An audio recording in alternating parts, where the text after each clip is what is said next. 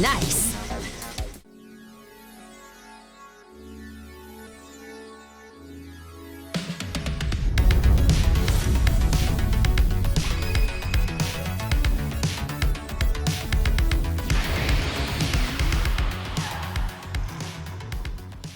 Muy buenas viejuners, bienvenidos a mi canal. Que levante la mano quien de vosotros no conoce Duke Nukem 3D. Estoy seguro que nadie ha levantado la mano, espero. Seguro que todos lo conocéis. Fue un FPS mítico protagonizado por un personaje de lo más macarra que se ha visto en el mundo de los videojuegos. Incluso llega a superar el macarrismo a nuestro viejo conocido Serious Sam. Duke Nukem es un nombre que a todos los amantes de este género de juegos, de los FPS, tenemos muy presente aún a día de hoy. Este juego fue publicado en el año 96 por los chicos de 3D Realms. La verdad es que la leyenda de este juego ha perdurado durante muchos años, en parte ha sido gracias a que se han ido sacando expansiones y versiones del juego en múltiples plataformas. Incluso llegaron a sacar la versión 20 aniversario que os traje al canal hace mucho tiempo. Originalmente, Duke Nukem 3D fue creado por un motor llamado Build Engine, el cual sirvió para crear varios títulos, entre los que tenemos, por ejemplo, el propio Duke Nukem 3D, el Shadow Warrior o el aclamado Blood.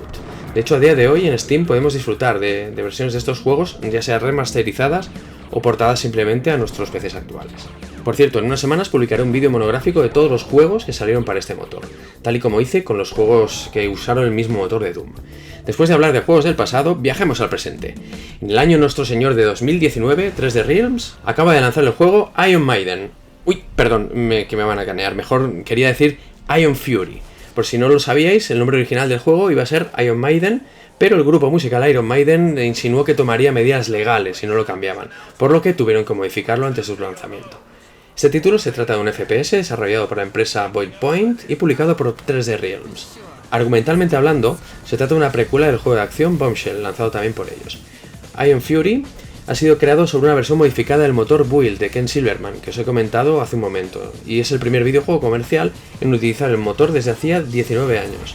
La cuestión es, ¿tiene sentido un juego actual con el motor de Duke Nukem 3D? Bueno, vamos a ver de qué pegarla. En Iron Fury el jugador asumirá el rol del Shelly Bombshell Harrison, una desactivadora de bombas profesional que pertenece a la Fuerza de Defensa Global. El Dr. Hadus Haskell, un líder de una especie de secta oscura, lanzará su ejército de soldados cibernéticamente mejorados a la futurista ciudad de Neo DC, para liarla bien liada.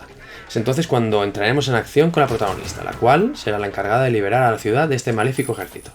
El juego está construido en Eduque 32. Se trata de una variación del motor Build que soporta sistemas operativos modernos, además de aportar nuevas características que el original no tenía.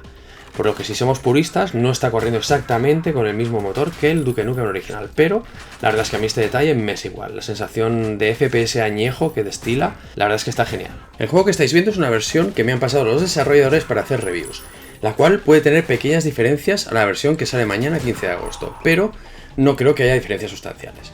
En los menús del juego podremos cambiar la configuración del teclado, los controles, el mouse, así como temas gráficos. Podemos seleccionar los frames por segundo a los que va a poderse mover el juego, llegando a un máximo de 144 frames por segundo. La verdad es que, bueno, yo creo que es un poco innecesario para un juego de este estilo, pero bueno, no está de más tenerlo. También tendremos esta opción, en la que podremos cambiar el funcionamiento del motor a modo clásico viejuno, para rememorar lo que eran los juegos FPS de los años 90. Corriendo el juego pues, con el aspecto original del motor del Duke Nukem 3D. Estos detalles son los que la verdad que me ponen Veracruz Maximus. El juego podremos cambiar aparte el nivel de dificultad para adaptarlo a nuestros reflejos viejunos a un nivel más o menos normal. Y bueno, la verdad es que el juego se deja jugar sin problemas a un nivel normal de dificultad para un jugador estándar, como por ejemplo puedo ser yo. Como todos los títulos que intentan atacar a nuestro corazón nostálgico viejuno, hay muchos guiños a juegos del pasado, como por ejemplo, como no podía ser de otra manera, a Duke Nukem 3D. Los comentarios macarras de la protagonista, por ejemplo, las llaves en forma de tarjeta de identificación, los escenarios apocalípticos con edificios que se derrumbarán a nuestro paso. También reconoceremos los cubos de basura llenos de objetos, y no nos olvidemos de los baños que nos permitían tirar de la cisterna, o por ejemplo los míticos conductos de ventilación por donde nos colaremos para ir avanzando el nivel. Por cierto, hay un ítem que me ha hecho soltar una carcajada que ha sido este que veis.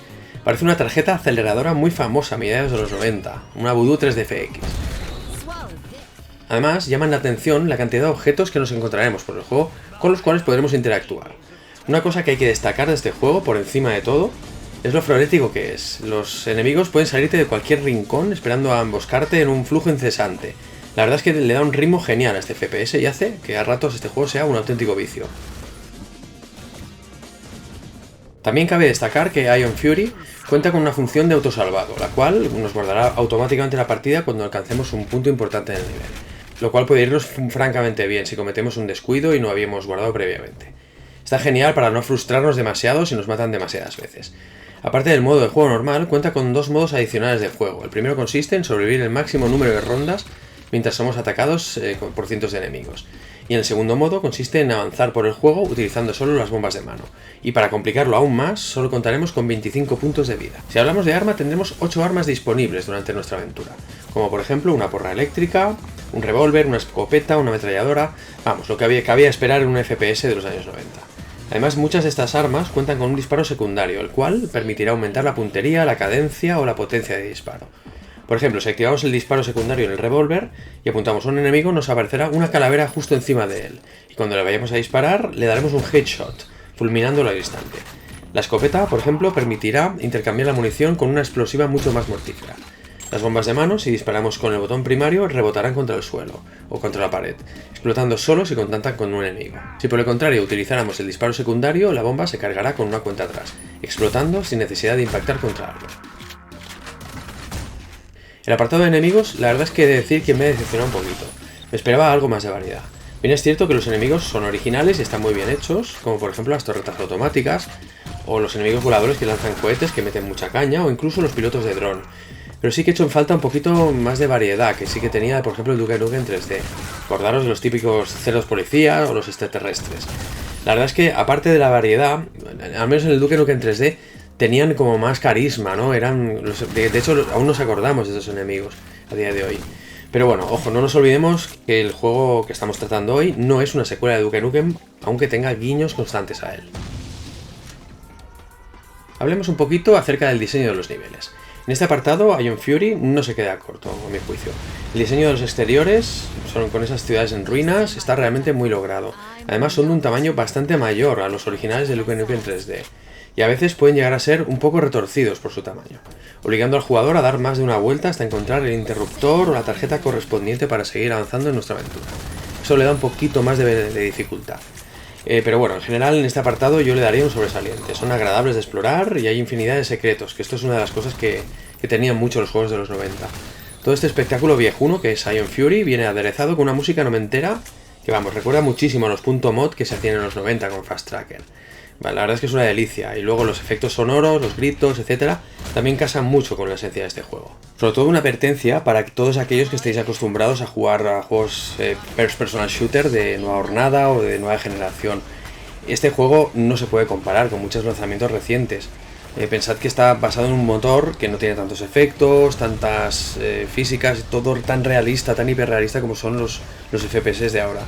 Este juego yo lo veo claramente orientado a los que, bueno, vivimos los FPS desde el principio, desde los primeros Dooms, pasando por el Duke Nukem 3D, continuando por el Quake.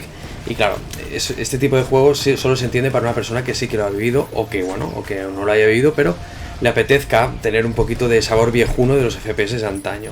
Está claro que no podemos compararlo con un juego actual, con un FPS actual. Por cierto, antes de nada, agradecerle a mi colaborador Armand por haberme ayudado a realizar este review tan rápido que sin él no habría sido posible hacerlo. Este juego estará disponible en Steam a partir de mañana, día 15 de agosto, por $24,99, aunque seguro que se puede conseguir más barato con el tiempo en GOG o en G2A, como suele suceder con títulos de esta índole. Además, los creadores del juego nos dan otra opción, la de comprarlo en edición física en formato caja grande para PC, que tiene una pinta absolutamente brutal, por $59,99. Por cierto, por si no lo había dicho, de momento este juego solo estará disponible para PC. Sin duda es un juego con mucha acción, con unos escenarios súper detallistas, para haberse hecho bajo el mismo motor prácticamente que Duke Nukem 3D. Logran sumergirnos al jugador en una atmósfera apocalíptica muy lograda, y todo esto ocupando solo 60 megas en el disco duro, es una pasada. El único pero que le encuentro es que los enemigos son muy repetitivos, y que en el momento de hacer el vídeo no tiene modo multijugador, pero no se extrañe que nos den alguna sorpresa, implementándolo con el tiempo mediante alguna actualización del juego. Sin duda un título muy recomendable si te gustaron los FPS de los años 90. Pues nada, viejuners, nos vemos en el próximo vídeo. ¡Hasta luego, Lucas!